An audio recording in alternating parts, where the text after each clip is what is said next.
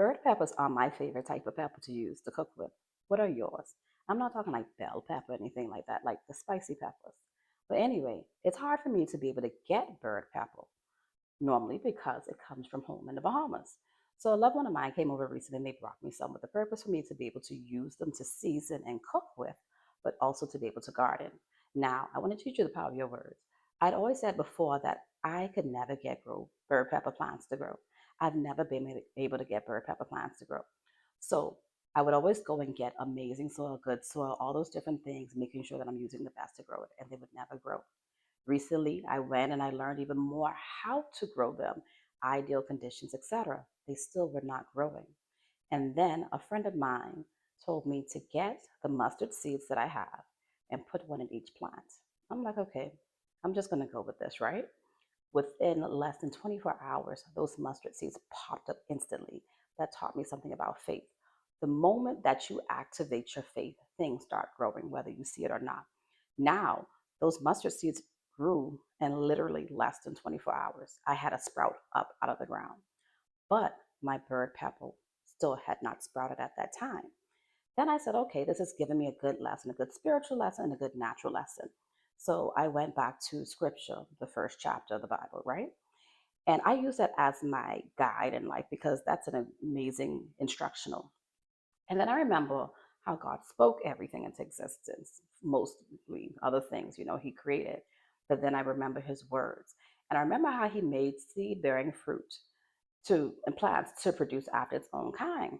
So after more than a month, not seeing anything grow, doing everything I know to do for these seeds, what I did was I got them back. I brought them inside and I spoke to them and I reminded them what they were created to do. Now, this had been long past the time where they should have sprouted. These seeds look like they should have been thrown in the garbage. And I reminded them that they're seed bearing fruit and you were created to produce after your own kind.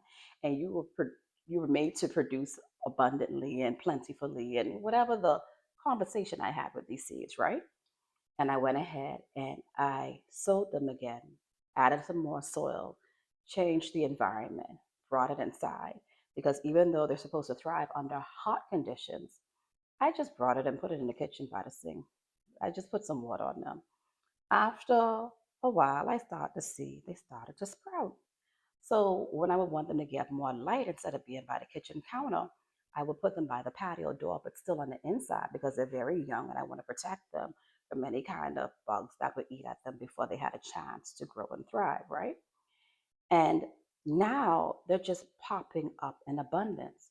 But what changed was me consistently saying that bird pepper plants never grow for me, to me actually speaking to the seeds and telling them what they were created to do, and then they started to grow for me.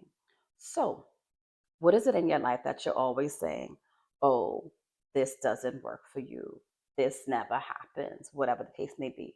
What you probably need to do is change your words into something positive that would be your desired outcome instead of the continual confession, because the thing is, whichever one you say is going to be true. So if you say something negative, like, things always happen to you, like negative things, that's what's going to happen. But for me, I always see how things always work out in my favor. They always do, literally, to my advantage. Like whether I see it or not, whether I could recognize and understand or not, things literally always work out for me. And that's just the reality of my life, right? So this was my lesson from gardening about seeds. Now I have other lessons from gardening also, but this is the one that I wanted to share with you today to teach you that your words affect everything, even plants.